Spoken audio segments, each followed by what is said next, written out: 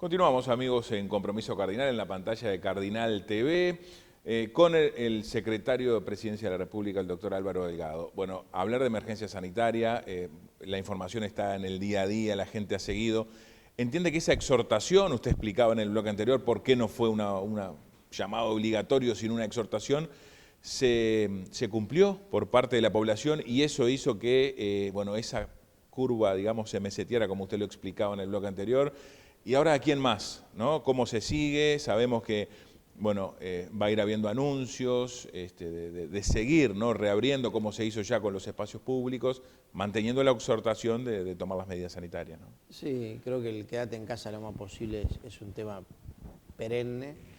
No sé por cuánto está instalado esto. Yo creo que vamos a trabajar con un virus que termina siendo endémico, porque hasta que no esté la vacuna vamos a empezar a convivir con esto.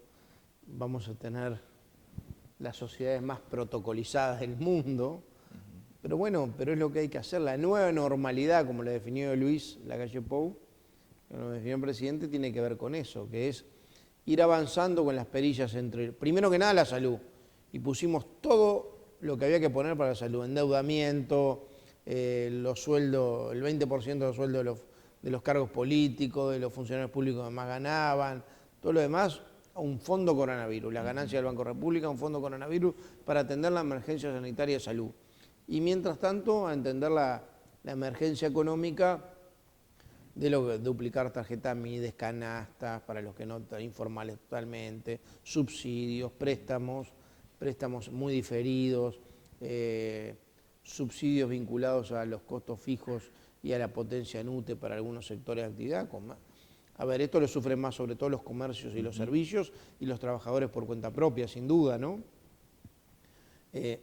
Tratar de atender la emergencia sanitaria primero y la emergencia económica después, en el mientras tanto. Y tenemos que ir pensando ya en la nueva normalidad cuando se empiece a restablecer cada una de las actividades, en qué condiciones pasa, porque, bueno, logramos frenar el pico.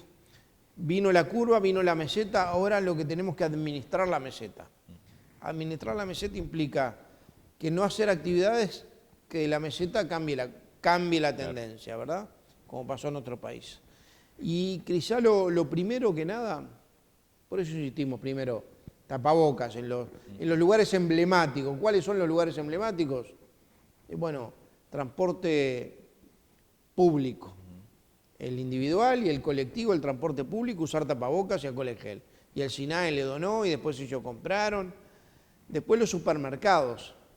Todos aquellos supermercados no se entra sin tapabocas. Bueno, y así vamos yendo a actividades donde el tapabocas es obligatorio siempre. Después el distanciamiento social, o más que social, no me gusta decir mucho social porque implica con pérdida de afecto, ¿no? El gran problema de esto es que las manifestaciones de afecto son diferentes. Los uruguayos estamos muy acostumbrados, pasa con los nietos y los abuelos, pasa con los padres, pasa con mis hijos, muy acostumbrados al abrazo, al beso, al apretón de mano, y ahora es un codo, un puño, y el distanciamiento físico más que social, porque el afecto se mantiene, pero el 1,5 metros o 2 metros hay que mantenerlo, aún para actividades al aire libre. Y empezamos de a poquito esas perillas que dice Luis entre los salud, que es la perilla más grande, es como el agua caliente, y después uno tiene el mezclador, ¿no? Y va regulando el mezclador. La salud, sin duda, lo primero, y después va regulando el mezclador en las actividades. La primera fue la construcción, después de la Semana Santa. Mira, te cuento, se dio la situación tan bizarra en Uruguay, para que veas la responsabilidad que hay en este tema. Que la Cámara de Turismo, el Ministerio de Turismo, en Semana de Turismo pidieron no hacer turismo. Claro. ¿Y eso qué significa? Una responsabilidad de todos, social, personal, solidaria. Es decir, en este tema es más importante que todo. Y empezamos después de Semana Santa o de turismo a abrir la construcción. 45.000 personas en todo el país, muchas que van y vienen y se quedan, más todo lo anexo, ¿no? Todos los proveedores, más todo lo demás. Casi 90.000 personas involucradas. Muchos se quedan a dormir y se quedan a comer, con lo cual había que protocolizar todo, cada una de las tareas, cada una de las funciones, en los lugares que se quedan a dormir, en las higienes de eso, en el distanciamiento, en las cocinas, en los baños. Y trabajamos con la Inspección de Trabajo, con el Ministerio de Salud Pública, con el Consejo de Seguridad y Salud en el Trabajo, con los empresarios y con los trabajadores y con el Ministerio de Trabajo. Hicimos un protocolo para la construcción. Y empezó el lunes después de Semana Santa, después de un mes de licencia.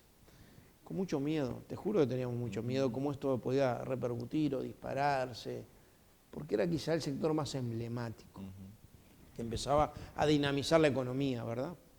Una economía que estaba a un 30%, había sectores que funcionaban y el resto a un 30%. Recuerdo que en esos días se creó un grupo asesor científico honorario, presidente de la Academia de Ciencias Radi, Cohen de Medicina, bueno, Paganini en la parte estadística, Fernando Paganini. Es un grupo de asesores que estudian y que hacen recomendaciones, no vinculantes, porque la responsabilidad del Poder Ejecutivo. Y lo primero que se trató en ese grupo es, después que empezó la construcción, es por qué después de 15 días de construcción no evaluamos. Claro. Evaluamos quiere decir hacer test aleatorio. Le pedimos al Instituto de Estadística, hizo todo un muestreo aleatorio de las obras. El 90% de las obras son en departamentos donde había casos positivos. Obra de más de 20 personas. Hizo un muestreo de 400 y pico de test de diagnóstico y dio 0. Eso quiere decir que la circulación, el contagio fue 0, pero la circulación viral fue muy poquita. Era poquita. Con lo cual te fue habilitando a ir generando otras cosas. Después el inicio del retorno de las escuelas rurales. Y esto es muy importante porque tiene un componente también de igualdad de oportunidades. Porque muchos gurises, los míos y tantos otros, pueden ir mientras tanto a una cosa intermedia de educación a distancia por internet, pero en las escuelas rurales tienen un componente social, tenía un componente además de igualdad de oportunidades porque muchos no tienen conectividad. Entonces, eran los que estaban quedando más relegados. Entonces, en aquellos departamentos que no había casos positivos se habilitaban las escuelas rurales, en aquellos departamentos donde el maestro o el auxiliar de servicio o la maestra que se trasladaba venía de localidades que no tenían casos positivos, había todo un protocolo que se hizo con Codicen, con Salud Pública, con ACE y con los sindicatos. Y después en los casos de que los maestros o maestras venían de ciudades donde hubo algún positivo, se hisopaba previamente. Más las medidas de higiene, más las medidas de alcohol en gel, higiene, sanidad y todo lo demás de las escuelas. Y así están funcionando, 900 escuelas rurales. Y bueno, fue la segunda etapa y se controló. Y después vamos por los hogares de ancianos y después empezamos por todo un proceso que viene ahora, que estamos trabajando con el comercio. El otro día firmamos un protocolo con la Cámara de Comercio del Uruguay, con el Ministerio de Salud Pública, con el Grupo Centro Montevideo, con el Congreso Intendente, porque es replicable a todo el país, protocolo para comercio y servicios, con el Ministerio de Trabajo, y la verdad que a mí, y con el sindicato, FUESIS. Y a mí me dio mucha garantía, porque es empezar pasos cortos, como te dije hoy, pasos seguros, responsables y evaluados. ¿Por qué? Porque este protocolo le dio al comercio garantías para los que trabajan ahí y para los clientes que entran. Y obviamente atrás de esto lo que vamos a hacer también es un testeo con evaluación aleatoria de cómo viene la circulación viral. Y así va a pasar con el reinicio de las clases que va a anunciar el presidente, que va a tener también pasos cortos, seguros, responsables y evaluados. Doctor, ¿cómo se complementa esta situación que se le dio a este Poder Ejecutivo con los cambios que se habían propuesto en campaña electoral, con un cambio del modelo de gobierno que se había propuesto y que bueno, que había que cumplirlo, ¿no? En el medio de esta emergencia sanitaria. ¿Cómo ha sido ese proceso? Primero se frenó, obviamente, a ver, los 900 millones de dólares que íbamos a ahorrar este año no se van a ahorrar, ¿no? Hubo que recalcularlo, ¿no? Va a aumentar el déficit fiscal, va a aumentar el desempleo, se flexibilizaron las condiciones de seguro de desempleo, se hizo un seguro de desempleo parcial, se flexibilizaron las condiciones para tener la causal para ser pasible de seguro de desempleo, se generaron subsidios, préstamos, pero va a haber un aumento del desempleo, obviamente. Va a haber un aumento del déficit fiscal, pero va a haber en Uruguay y en el mundo, ¿no? Porque esto es una pandemia mundial. Pero nosotros tenemos que trabajar más allá de lo de hoy. Por eso las auditorías que habíamos prometido se empezaron a hacer, y por eso la ley de urgente consideración, que para nosotros es urgente, que el 40% de la ley tiene que ver con medidas vinculadas a darle seguridad pública a la gente, de seguridad pública personal hasta el abigeato, y educación, cambios en educación, nosotros la enviamos al Parlamento. Y pasó algo muy insólito, la criticaron porque lo hubiéramos enviado al Parlamento. Pero primero esperamos un mes y algo, que el Parlamento se pudiera organizar para poder trabajar, para darle garantía de discusión democrática. Porque está claro que el Parlamento tenía que seguir trabajando. Estamos trabajando acá en la Torre Ejecutiva, el Poder Ejecutivo lo está haciendo, las oficinas públicas en los protocolos del caso, el Parlamento tenía que hacerlo. O sea, esperamos que el Parlamento se organizara, una vez que se organizaron, no solo para los parlamentarios, sino también para toda la sociedad civil que quiere opinar a favor o en contra de la ley, que pueda ir y hacerlo, poder hacerlo. Y previo a enviarla al Parlamento, primero el borrador se colgó en enero, cosa que permitió que varios hicieran sugerencias que se fueron incorporadas, algunas, entre ellos la Asociación de Fiscales. Y después el presidente decidió que 15 días antes de enviarla al Parlamento se las envió a todos los legisladores de todos los partidos, para que la puedan ver, estudiar con detalle, para que nadie pueda decir que estamos empujando algo contra reloj. A mí eso, por eso dice, cuando criticaban algunos de la oposición diciendo esto afecta a la calidad de discusión democrática, le dije no. Quizá no es la situación más cómoda, porque hay que trabajar de tapabocas, hay que reorganizar la estructura de trabajo, sin duda, pero el Parlamento tiene que trabajar.